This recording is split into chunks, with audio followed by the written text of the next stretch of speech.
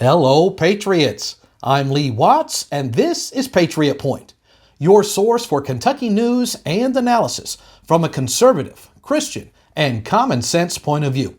Well, this week we'll be talking about how Kentucky is having an impact on some national level issues, and then we're going to talk about two different state level issues, one of them where there's a dirty trick being played in politics, and I hate to say it, but it's being done by Kentucky Republicans.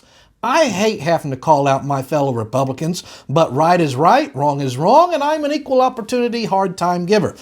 So we'll be talking about that in a moment. But first, let's talk about some national level news dealing with Kentucky. We have Kentucky Senator Mitch McConnell has once again voted with the Democrats to try to stop President Trump. Specifically this time, it was in Trump's nominee for the Undersecretary of Policy for the Department of Defense. Mitch McConnell was the only Republican in all of the United States Senate to try to stop this and to side with the Democrats. But once again, McConnell went against Trump, and Trump again won, and the person was verified for the position. I think it's really interesting to note that Mitch McConnell, who at one time was the most powerful Republican up there in Congress, nowadays he's casting votes with the Democrats and can't get even one single Republican to side with him. And not only this, but in multiple votes where he's trying to oppose President Trump. The Vice President of the United States, JD Vance, said this about what McConnell just did. Mitch's vote today, like so much of the last few years of his career, is one of the greatest acts of political pettiness I've ever seen. Of course, we have some other figures that are rising on the national scene had a comment about this, and one of them is Nate Morris.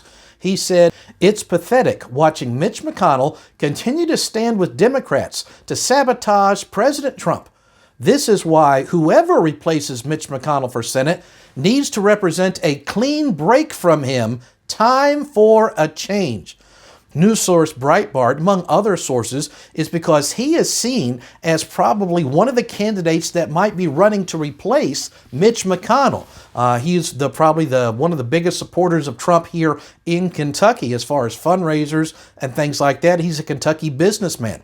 Other people in Kentucky politics are going to seek to replace Mitch McConnell. We've seen Kentucky Congressman Andy Beshear has declared that he is running for the position, and so is the former Attorney General of Kentucky and former gubernatorial candidate Daniel Cameron.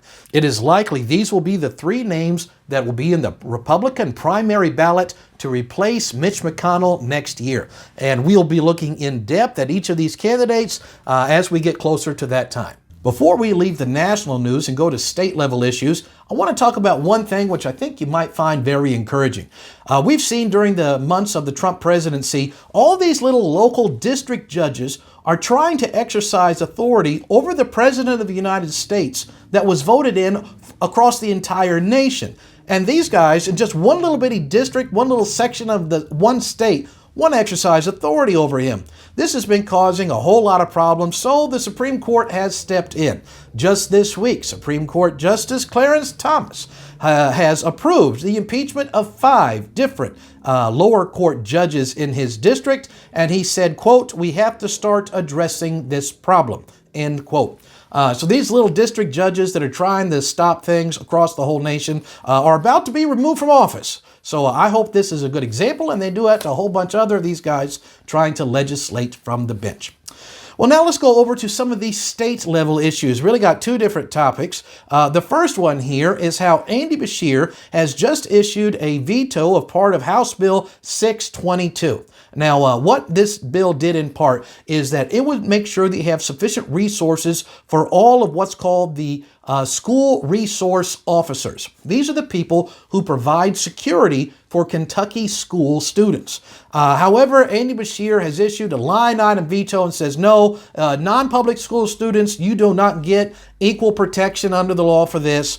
And this is causing a big problem. The sponsor of this bill is a guy by the name of Senator Max Wise, a Republican from Campbellsville, Kentucky. This is what he said about this veto. Again, this is his comments about Beshear's veto. Quote, "If your child attends private school, their safety matters less. As the primary sponsor of the 2019 School Safety and Resiliency Act, I've spent years working so that every Kentucky student, teacher, and staff member, regardless of zip code, income level, or school type, is protected from the threats facing our world today. He has vetoed funding that would go not to private schools, but to law enforcement, to put trained school resource officers in buildings where Kentucky children learn, grow, and deserve to feel safe. So here you can see the frustration of Senator Wise, where Andy Beshear is saying, hey, some Kentucky students and teachers, they're not going to get the protections to stay safe. Only other ones do, playing to special interest groups. Now here is the dirty trick that is being played by the Republicans in this issue. Let me explain it this way. Under Kentucky law, the state legislature has 30 days to make new laws. But at the end of the 28th day, they stop. And then they take a little break, and the governor is allowed to then sign or veto all the different bills they passed. But then they have 2 more days that they can go in and they can choose to override any vetoes the governor has issued.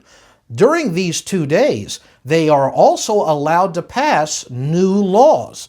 This is, during these 2 days, is when the Republicans passed this law, knowing full well that they don't have any days left if he vetoes it to actually override that veto. So they knew he was going to veto this in this way, and yet they passed it in the days when they knew they couldn't override the veto, and hence the dirty trick. So is Senator Max Wise the one pulling the dirty trick?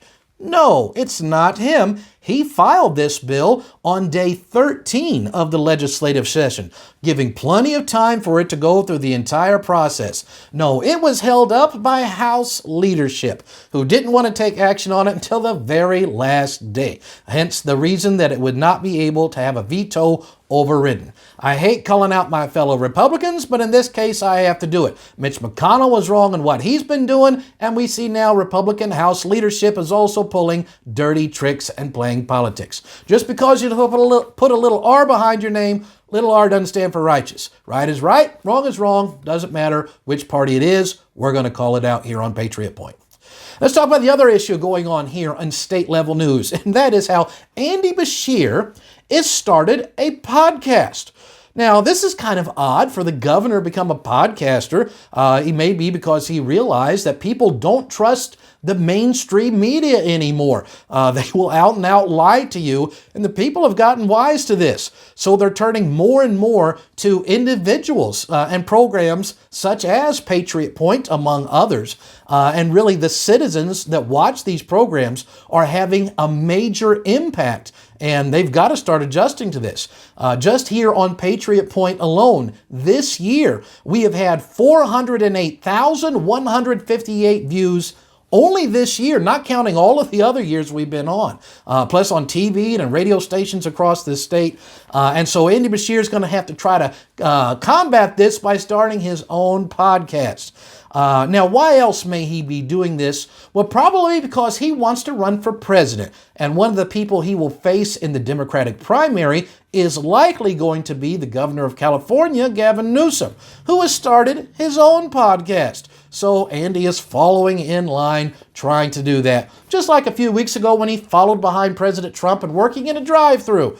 So yeah, doesn't have any ideas of his own. So chances are he will be running for president in about 3 years. This is another sign for that. And I hope he does run, because my guess is if he runs, he's going to lose. My strong guess is the next president of the United States will probably either be Ron DeSantis or JD Vance. Either one of these guys. Personally, I'd be really happy if they teamed up. We'll see how things work out in the next 3 to 4 years. Now, of course, you have to wonder, why is Andy Beshear starting a podcast and recording himself just to set up his own political career? Kentucky is flooded. We got people in major disasters. And yet he is using state money, state personnel, state equipment, time, and resources to film himself for his own political gains. Yep, that's just not the thing we're hiring you to do, Andy Pandy. Well, that's the little things that are going on this week. Each week I like to put up a little notice of where I'll be speaking at across the state in coming days. Here on this coming Friday, April the 11th at 10 o'clock, I'll be doing a tour of the Kentucky State Capitol. You'll be welcome to attend that. It is open to the public and absolutely free. You can park right there on Capitol Avenue leading up to the building, and I will meet you inside the main front doors. All adults will need to bring an ID for the security station. They'll also be giving a tour. My last one I'll be doing before the building closes for renovations for years on April the 28th. Again, starting at 10 o'clock, you'll be welcome to join us that day. Then on April the 13th, I'll be over in Fairdale, Kentucky at the Harvest Baptist Church. And on April the 27th, Lord willing, we'll be in Elizabethtown at the Brooks Baptist Church. And at all of these different meetings, I'll have my different books and videos with me if you would like to get any of those. Well, that's the news we have for this week. So until next week, Patriots, I'm Lee Watts for Patriot Point, reminding you that liberty is not a spectator sport.